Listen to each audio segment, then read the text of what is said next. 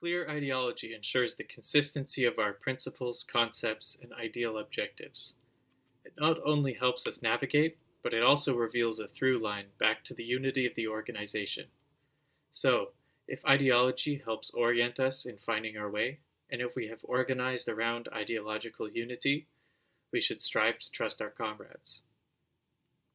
Our collective actions cannot be unified in a strategic way without this trust. Every member of an organization does not have to hold the compass at the same time for all of us to find our way together. This is the force of political level unity. Just because it makes sense to follow a single file behind a designated leader through some terrains of struggle, this does not put in question the entire set of ideological principles held by the organization. One of these principles is, after all, a high degree of trust among militants. This is as true for a militant fulfilling a leadership role as it is for the militants following their instructions. Unlike ideology, which remains steady as a dependable set of values, strategy and theory are refined through their relationship to practice. This means we have to test the waters, so to speak, staying active and engaged on the social level with the short or medium-term objective of determining the best paths for ourselves as an organization. And even if this social work begins on only one front, it must aim to expand to multiple fronts. If we put all our efforts into one mass movement or popular organization, what do we do when the momentum wanes and the activists burn out? The most fertile terrain for the recovery of the social vector of anarchism may not always be where we want to be active. It may be where we effectively and ethically can be active. Additionally, the best path in one context might not make sense in every context. After all, the terrain of struggle is always in flux, and affinity changes and evolves over time. But none of this means that the political organization should articulate antagonistic stances toward other specific groups and their preferred modes of struggle. On the contrary, we should remain in constant contact with revolutionary groups in multiple struggles. The learning that takes place through struggle should be mutual. Anarchist militants should be able to model and be modeled too. There would be no use in explaining to people that you know more about their struggle than they do. In addition to being unethical, it would be strategically absurd, because people must liberate themselves, and because every struggle has its own particular demands and context. When we say that everyone is a student and a teacher, we are referring both to the way that these two roles could be taken up at the same time by everyone involved in a discussion, and to the way that these roles could be rotated through, allowing us to become students of others and allowing us to learn to be teachers in other contexts outside of the Center for Especifismo studies. The theory of the center-periphery relations of class is a distinct tool that allows us to analyze exploitation and domination in many different terrains of struggle. With this theory, we can better defend our own ideological values while committing to ethically respect the specificity of different struggles. This allows anarchists to be nuanced and precise in our understanding of class relations, and to go beyond the strictly economic definitions of class that are common in Marxist tendencies. In English, we could sometimes read the term grassroots as interchangeable with peripheral, because it implies impetus from sources outside of the concentrated centers of power. This is why Especifismo does not consider the established centers to be a means for the emancipation of the people. Gaining control of the center, or moving a certain group, region, or leader to that center, only perpetuates the center-periphery power dynamics in a new form. This is true whether we are talking about political elites, the wealthy, technocrats, bureaucrats, vanguards, church leaders, con artists, or patriarchs. The need for popular grassroots movements is never avoided by winning over the center. Only the peripheral classes together can make up a social force capable of transforming society. When we consider a specific situation, e.g. a racialized family with underemployed parents, minimal access to healthcare for the children, and ever-increasing costs of living, the theory of intersectionality has certain similarities to the center-periphery theory outlined by Lafarge. It is obvious that overcoming divisions among certain peripheries will inevitably be necessary to organize a truly massive revolutionary movement. However, It is also possible to use the center-periphery model to understand how someone may be part of a dominant class in one context and part of a dominated class in another, making it clear that context matters a lot when analyzing class relations. A rural family in an imperial country may be closer to the center as it relates to global economics, but that doesn't mean they are close to the cultural centers of power in big cities, the political centers of power in the national government, or the economic centers of power where consumer goods are readily available. Even a credentialed professional may be distant from various centers of power because of their race, religious beliefs, or immigration status. Anarchism is a collective effort to resist the racist, sexist, and colonial complacency that flattens the differences between each of these struggles into an oversimplified schema. This again relates to a model of performance because, in Especifismo, it is the specific anarchist organization that vigilantly engages in direct action to address the needs of the periphery, while simultaneously looking internally at the well-being and satisfaction of its own militants. In this way, the social level is a kind of revolutionary gymnasium, where militants engaged in the class struggle do revolutionary gymnastics. But the political level is a kind of backstage, a station in the struggle, where we can analyze, evaluate, and improve our movement, with the honest feedback of our comrades, feedback that we must be able to trust. We understand the phrase station in the struggle as referring to a physical or virtual location that we learn to navigate to and from. Militant study develops theories and practices for reliably finding these stations during times of calm as well as times of unrest. It is in this way that we see the Centers for Especifismo Studies as having an educational lineage that traces back from militant kindergarten and our own pre-K efforts to the Especifismo of the Farge as articulated in social anarchism and organization, and in their libertarian study circle in Rio de Janeiro, originally called CEL, and later renamed CELIP, and finally back to the militancy of Ideal Perez, in honor of whom it was renamed. These comments from Ideal Perez are especially relevant to our own discussions about ideology. A subject who has a libertarian ethic knows why they are struggling and can explain the ideological reasons for the struggle, having the commitment and self-discipline to carry out the tasks assumed. Militant ethics keep an organization from making false promises. So, commitment and follow-through should be as fundamental to anarchist ideology as solidarity and mutual aid. Anarchists should be careful to only commit to do work that they know they can follow through on. It is important for the political organization to have a nuanced understanding of personal and collective limitations. These uncompromising requirements are determined by the Especifismo militants for themselves and for their social work. And these strict lines must be able to be communicated clearly in order to anticipate potential problems with completing certain tasks. Transparency of capacity of the individual militants and of the organizations, and transparency of intent should be norms in any autonomous, self-managed social movement.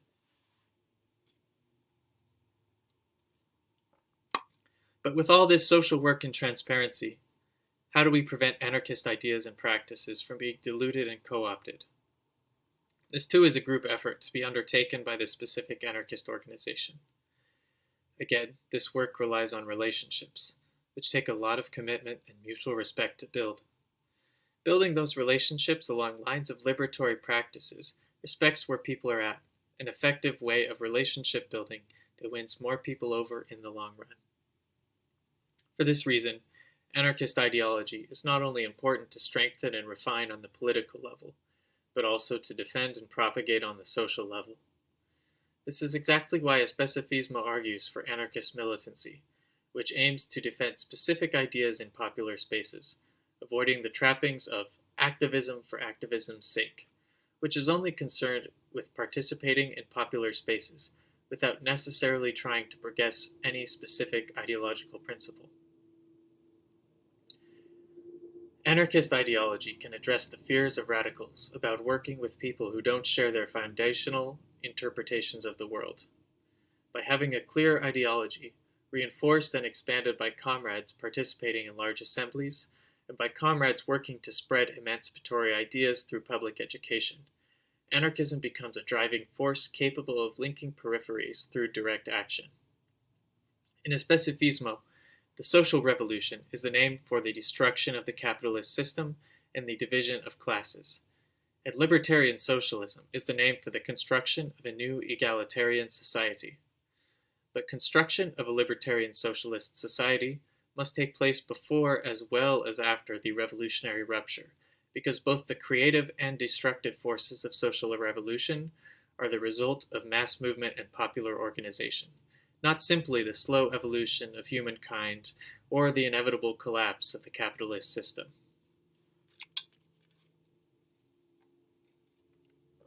Today in English, revolution tends to mean big change. Not a lot of people, anarchists included, seem comfortable discussing revolution as an actual possibility, no matter how remote it may seem at this time. When treated as just another word, revolution is weakened as an ideological concept. We want to propagate the meaning of revolution as a specific rupture with the whole system. The social revolution is the decisive conflict between the popular protagonism of the oppressed classes against the ruling class. This process of social transformation, like baking bread, requires the necessary yeast which, in Especifismo, is the political organization that connects peripheries, independently and away from the official centers of power. So, we should not consider self-management and federalism as separate economic and political principles, but as equally integral parts of the direct action that is possible when economics and politics no longer refer to centers of exploitation and domination. Not all socialist tendencies are on board with this trajectory, nor do they all consider revolutionary rupture through social transformation to be a necessary path to socialism. While anarchists understand that this will occur differently depending on the local context and historical circumstances, the anarchist critique of the state is not limited to one or another form of the state, but to all its forms. Since it has the official role of mediating conflicts between classes, the state is always on the winning side. The juridical centers of power invite landlords and renters to defend themselves against the other side, both fighting for what are supposedly guaranteed rights, but are inherently in conflict. Capitalism and the state are the pervasive enemies of people all over the world. This is the foundation of a powerful means of solidarity that transcends national borders. The ruling class fights against this solidarity by making it more difficult for peripheries to relate to one another. Internationalism is a practice of seeing multiple iterations of struggle and not getting subsumed entirely by the national politics of our own countries. This is a way of fighting against the ruling class narrative that people from out of town showed up to the protest. Workers should feel confident in crossing the state's lines in solidarity with other people fighting against systemic oppression. Capital already flows freely. It establishes new centers of power, divesting from and abandoning old centers, leaving them to adapt to their peripheral status without any support. But it is also true that people in cities can just as easily find themselves involuntarily positioned in new centers because of gentrification, leaving them to solve problems of rising rents and longer commutes. These are all examples of workers being pushed to peripheries, regardless of where they live. Additionally, the ruling class at the center turns newly formed peripheries against generationally established peripheries by weaponizing their inclusion in the system. This is a fake competition created by capitalists to pit workers against each other, and it is perpetuated by the state because it strengthens nationalistic and patriotic sentiment. In this way, borders are essential for keeping people dominated, making them more desperate and, therefore, more likely to accept their exploitation. Our lack of organization means giving up our freedom of movement. It means coercively being put into someone else's organization. If we don't organize ourselves, capitalism will do it for us. It already puts consumers at odds with producers, but in a libertarian socialist society, these two distinct interests would not be so diametrically opposed since Of course, all workers are also. The interaction between the logistics of getting supplies, the management of time, and the division of tasks would create constant opportunities for coordination, unity, and eventually federation of various workers' and consumers' councils. In a libertarian socialist society, where production is based on need instead of profit, with everyone working in solidarity, and where there is no longer a capitalist class to extract the products of our labor, there is the very real possibility of less overall work being required from each person. Nevertheless, requiring a homogeneous standard of functionality from everyone risks ableism. So we will also need to conceive of ways in which people with varying abilities, skills, and capacities could participate, also on their own terms, in the realization of necessary tasks. Under the capitalist system of exploitation, people that are disabled by the workplace do not have a say in what happens to them. However, in a self-managed workplace, they would because everyone involved would be part of the decision-making process, and that would include how the work is organized. So the people doing the work could organize the jobs in such a way that the tasks of each job are explicitly achievable by the specific person that is responsible for completing them. This relates to our own discussions on the weighted decision-making power of the people who are most impacted by a particular decision. Individualism is more influential in a workplace where the workers aren't well organized, because this situation makes everyone desperate to defend their own interests. By contrast, everywhere that we organize ourselves provides us a point from which to defend our own interests, removing the conditions that make individualism appealing in the first place. In a passive sense, all consumers and workers are anti-capitalist. So, in an active sense, the work of revolutionary militants is to recognize and articulate the latent forces in these struggles. Our movements must move beyond passive resistance. The popular organization must become more than just friction that slows down capitalist production. Active resistance produces real consequences for the ruling class, forcing capitalists and the state to take notice. And for it to be effective, the popular organization cannot be an isolated form of resistance that occurs in one region or locale, only for citizens or employees, not for all the dominated and exploited classes. The political organization acts collectively in a way that combines the social force of individual militants into an active, articulated resistance.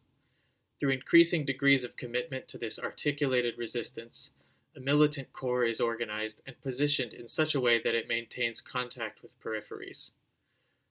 But what are the values of this militant center, and how will it keep from perpetuating ableist and exploitative conceptions of capacity? We see a connection between social force and capacity.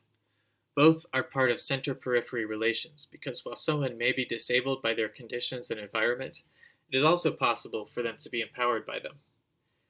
It is wrong to assume that capacity is an individual trait, since every individual's capacity is the result of being supported by the work of others. Social force is the ability to act in relevant ways, and capacity is the degree to which someone has their needs met. Both are necessary for social work, but neither is an inherent characteristic of an individual. They refer to a combination of individual demands and collective support. So, in revolutionary politics, more social force and more capacity are benefits of being more closely aligned with the coordination of militants, which is not a directing force, but a small engine that helps sustain the struggles of dominated and exploited peoples. This is different than the centers established by political parties looking to build a base of supporters, because a counter-organization would not benefit the state or the political class, just as it would not benefit capital, bosses, or union bureaucracy. Organizing the struggle is about creating spaces that are explicitly unwelcoming to capitalist insertion and co-optation. This is why there can be no open space for the creeping in of status quo ideology, especially when it comes to the history of our movements. We don't need the input of authoritarians or moneyed interests regarding our work. Educating ourselves and others about how these struggles are connected spreads necessary knowledge and ensures that the narrative of history is also constructed in a way that defends the interest of the oppressed classes. The mass liberatory movements in society must be driven by necessity, not our ideology or anyone else's. A struggle for housing must be a struggle for everyone's housing. This is why we consider reforms to be short-term objectives to organize around, and not strategies for long-term social transformation. This is also why we consider it essential to participate in spontaneous mobilizations and uprisings that demand specific reforms that address the needs of the people. There is an ethical obligation to participate in these movements and keep the momentum going. Militancy, for us, consists of collective direct action, meaning taking risks alongside those who struggle. It is a constant cycle of reassessing our actions and addressing our needs so that we may continue to fight.